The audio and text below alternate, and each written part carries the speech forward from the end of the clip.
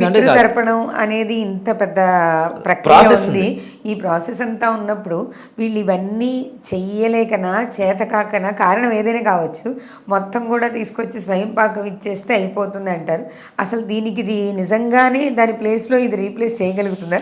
దానికి ఇంకొక మారు రూపం ఉంటుందా? అలా చేయడానికి అవకాశం ఉంటుందా? అసలు భోజనం టైంకి ఆకలిస్తే టిఫిన్ చేసామమ్మా, టిఫిన్ చేసినట్టు ఉంటుంది కానీ భోజనం చేసినట్టు ఉండదుగా, అవునా? భోజనమే టిఫిన్. అంటే మనం అప్పుడు కడుపు నింపుకోవడానికి చేసే కార్యక్రమం అది. ఇక్కడ చాలామంది కూడా నేను ఇంకొక మాట కూడా చెప్తున్నాను, మాకు సంప్రదాయం లేదు అనేటువంటి పిచ్చి మాటలు కూడా చాలామంది మాట్లాడుతుంటారు. మాకు తద్దిన పెట్టి అలవాటు ఏంటిది? అది ధర్మం, పెట్టమని ధర్మం చెప్తోంది, శాస్త్రం చెప్తోంది. నీకు అలవాటుతో సంబంధం లేదు, పెట్టవలసిందే. ఇక్కడ ఏ సాంప్రదాయం అని కాకుండా అది తండ్రికి పెట్టవలసిందే. భోజనం ఎలా పెడతాం ఇది కూడా. ఒక ఆయన ఉన్నాడు, ఒక బ్రాహ్మడు, మాకు పిండాలు పెట్టి అలవాటు లేదు, మాకు తద్దిన పెట్టి అలవాటు లేదన్నాడు. నేను ఎవరు చెప్పారు నీకంటే మా పెద్దవాళ్ళు చెప్పారు. పెద్దవాళ్ళకు అనారోగ్య కారణం చేతనో, లేదంటే వాళ్ళకి ఏదో చేతకాలేకనో, లేదంటే ఆర్థికపరమైనటువంటి ఇబ్బందుల వలనో వాళ్ళు పెట్టలేకపోతే నీకేమ్మాయి రోగం పెట్టకపోవడానికి తప్పు కదా అది. ఇక్కడ అసలు పద్ధతులతో పని లేదు. ధర్మం వేరు, మన సంప్రదాయం వేరు. ధర్మం అనేది ప్రతి ఒక్కళ్ళు పాటించదగినటువంటి ఒక విషయం, అవునా?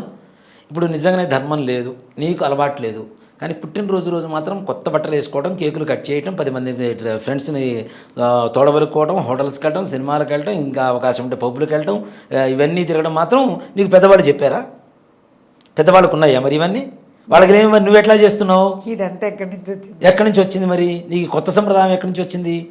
సంప్రదాయం అని మనం సృష్టించుకుంటే వస్తుంది కదా. ధర్మం అనేది అలా కాదు, సనాతనంగా ఉన్నది. ఆ సనాతనంగా ఉన్న ధర్మాన్ని మనం మర్చిపోయి మన పిల్లలకు అందించకపోతే, నీకు రేపు తద్దినం పెట్టు నీ కొడుకు, పెట్టకపోతే ఏమవుతుంది? నీ కర్మ కూడా అంతే, ఇక్కడిక్కడే కొట్టుకుంటూ ఉంటావు, భూమికి ఆకాశాన్ని మధ్యలోనే కొట్టుకుంటూ ఉంటావు. మరి ఇప్పుడు మనం ఏం చేస్తే మన పిల్లలు అదే చేస్తారు కదా. ఇప్పుడు తల్లిదండ్రులకి గొయ్యి తీస్తూ ఉంటే కొడుకు వచ్చి ఇంకా పక్కన గొయ్యి తీస్తూ ఉంటాడు. దేనికి రా అంటే, రేపటి రోజు నీకు కూడా కావాలి కదా, నేను తీస్తున్నానని చెప్తున్నాడు. అవును, ఇదే పరిస్థితి మరి నువ్వు పిల్లలకు అలవాటు చేస్తున్నావు కదా. నువ్వు ధర్మాన్ని పాటిస్తే నీ పిల్లలు ధర్మం పాటిస్తారు, గ్యారంటీ. అయ్యో మా నాన్నగారు చేస్తారు కాబట్టి మాకు ఇంత ఉన్నతమైనటువంటి స్థానంలో ఉన్నాం, మా నాన్నగారికి చేస్తే ఇంకా బాగుంటుంది, మా పిల్లలు కూడా నేను అందించారు కదా అనేటువంటి ఒక గురుతర బాధ్యత వాళ్ళు నెత్తిన పెట్టుకుంటారు. వాళ్ళు కూడా, పిల్లలు కూడా. అది నేర్పించకుండా మనంతలో మాకు లేదు, మాకు సంప్రదాయం లేదు, స్వయంపాకం ఇచ్చేస్తాం అయిపోయింది అంటే అది ఎంతవరకు కరెక్టు? నిజంగా స్వయంపాకం ఇవ్వడం అనేది ఎక్కడొచ్చిందంటే అమ్మా, తద్దినం ఉంది, ఉద్యోగరీత్యానో వ్యాపారీత్యానో అనుకోకుండా ఆ రోజున అక్కడికి వెళ్ళిపోయారు, వేరే ఊరు వెళ్ళిపోయారు, అక్కడ చేసేటువంటి పరిస్థితి లేదు.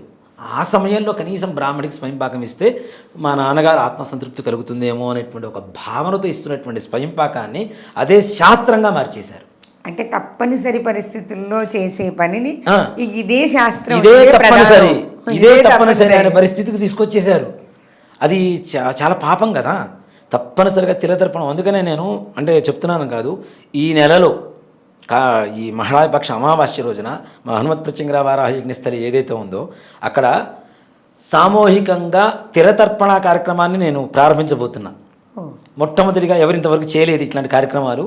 నాకు మొన్న అనిపించింది, అరే ఇంతమంది చాలామంది స్వయంపాకాలు ఇచ్చుకుంటున్నారు, ఇంత ఖర్చు పెట్టుకుంటున్నారు, బాగానే ఉంది, కానీ వీళ్ళకి ఫలితం దక్కట్లేదు కదా. ఫలితం దక్కాలంటే ఏం చేస్తే బాగుంటుందని ఒక చిన్న ఆలోచనలో వచ్చినటువంటి ఒక విధానమే ఇది.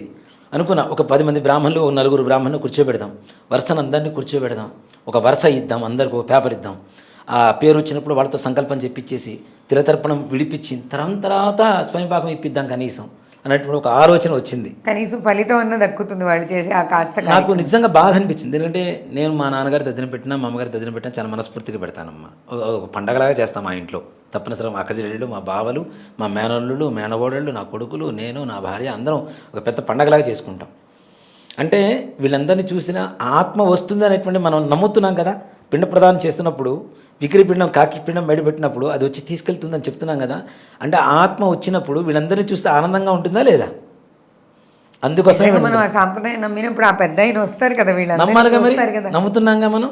సో కాబట్టి ఆ పెద్ద ఆయన వస్తున్నప్పుడు వీళ్ళందరినీ చూస్తే ఆనందం కలుగుతున్నారు, వీళ్ళందరూ ఐకమత్యంగా ఉన్నారా, నా పిల్లలందరూ సంతోషంగా ఉంటుందిగా.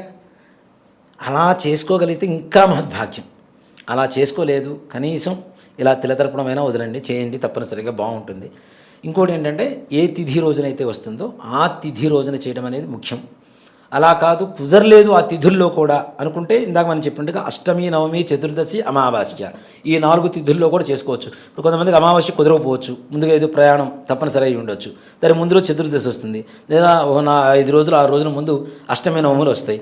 ఆ రోజుల్లో అయినా సరే తప్పనిసరిగా చేసుకోవడంలో తప్పులేదు. తిలతర్పణ విధానం తెలుసుకొని బ్రాహ్మణ్ణి పిలిపించుకొనైనా లేదు ఇట్లాగా సామూహికంగా ఎవరైనా చేస్తున్నా, నాకు తెలిసి నేనే మొట్టమొదటిగా చేస్తున్నాను అనేది నా ఆలోచన. మనకి ఎక్కడైనా జరుగుతుందేమో నాకు తెలియదు. తప్పనిసరిగా ఈ రోజుల్లో తిలతర్పణం వదిలిన తర్వాత స్వయంపాకం ఇవ్వండి. అవకాశం ఉంటే పిండ ప్రదానం కూడా చేయండి.